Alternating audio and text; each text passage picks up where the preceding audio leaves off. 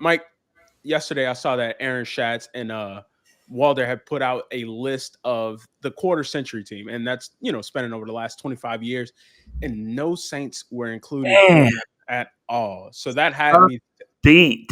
yeah, yeah, that had me thinking, how will history Yeah. remember the Payton-Brees era Saints?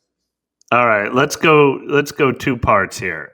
Um, I'm surprised no Saints made the list, but I get it. I mean, you got to go position by position. And Drew Brees not being on this, I mean, this is almost his legacy. Yeah, What was he, a 4-time MVP runner-up who never won it? But every time somebody beat the MVP, it was like an all-time great player having an all-time great season. right. Um, and then that like century team comes out, and he's the 11th quarterback when they had 10 spots. And he played in the era of Tom Brady and Peyton Manning. No one is going to second guess them being on this list.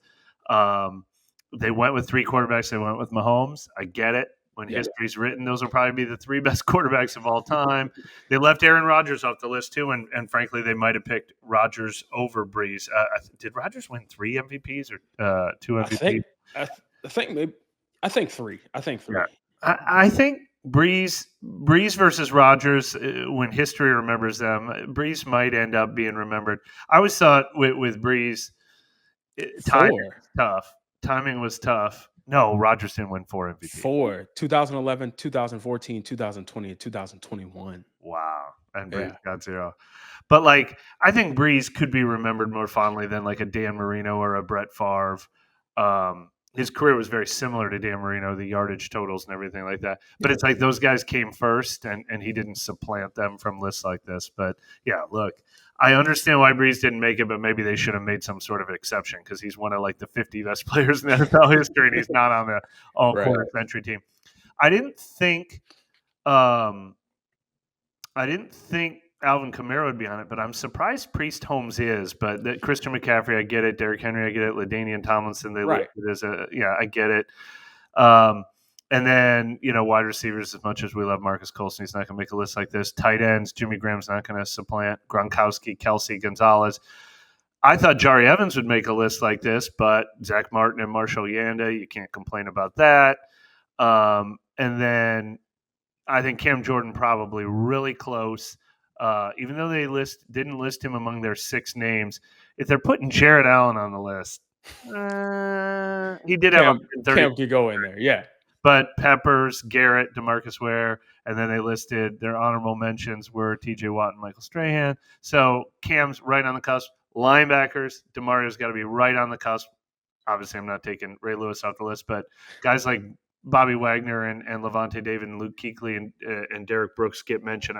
I think the next wave includes Demario Davis. So it's just really tough. Like, I think if this was, if you put the 16-member practice squad, the 90-man roster together, you might have 6 Saints on it. Yeah, no. None of them made the list. Right. And on the Wednesday show, Nick and I, we talked about what tier this current Saints team exists in and how before that Sean Payton, Drew Brees era, even when it was just Sean, they were still in that prime time tier of you can put them on TV and know that you'll get people watching. But why do they exist just right outside of the ones that are highly remembered from the last 25 years?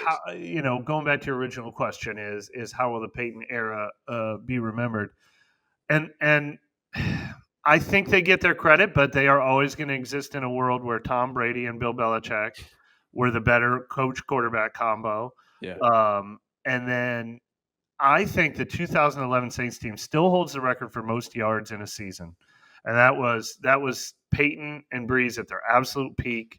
That was when he threw for like 5,200 yards, and they had Jimmy Graham and Marcus Colston and Reggie Bush and Pierre Thomas and Lance Moore and Devery and Meacham and Chris Ivory Darren Sproles. Yeah, I mean, just this and Mark Ingram. I mean, the 2011 Saints offense, but we're competing with eras where the undefeated Patriots, Tom Brady threw 50 touchdown passes and Randy Moss went nuts, and then Peyton Manning went to Denver and he threw for over 5,000 yards and he cemented his legacy. And like we said, Aaron Rodgers got the they're they're kind of like, the bronze medalists in all these categories, and I think if Sean Payton continues to have success in Denver, it'll almost up his all time greatness, and the Yeah. Saints will keep getting talked about that as opposed to him just kind of fading away. But they're kind of like the bronze medalist team that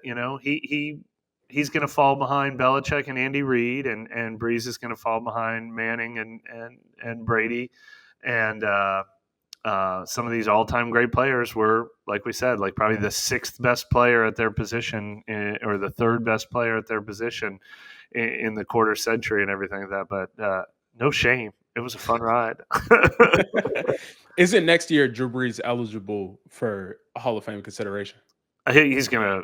Well, I know he's gonna get Right. in, but Yeah. I'm Yes. Yeah. so Let me make 100% sure on that. But yeah, the 2026. Yeah. right. So I'm expecting next year to be the kind of renaissance of, hey, let's recognize how good, because he has to be the headliner of that class. And I think even with that, maybe these lists, because of hearing his name more frequently, at that point he might get the respect kind of that he deserves in these bigger circles. But you said that Peyton Manning was a like for sure in there, and then you went with the battle between Brees and Rodgers. I'm not gonna lie, I don't know if it's just bias, but Yeah. I kind of say Brees can fight with Manning for that second to third slot. You can make that argument. I mean, Manning got that credit from like year 2 through the end of his career. And Brees obviously was a late bloomer, doing everything he did with the Saints. I mean, but yeah, I mean, even though Brees was a late bloomer, he ended up passing him up in yardage and touchdowns. Manning got the second Super Bowl with the Broncos, even though he wasn't The defense carried him. playing Yeah, lights out at that time. Brees beat him head to head. I'm here for the argument.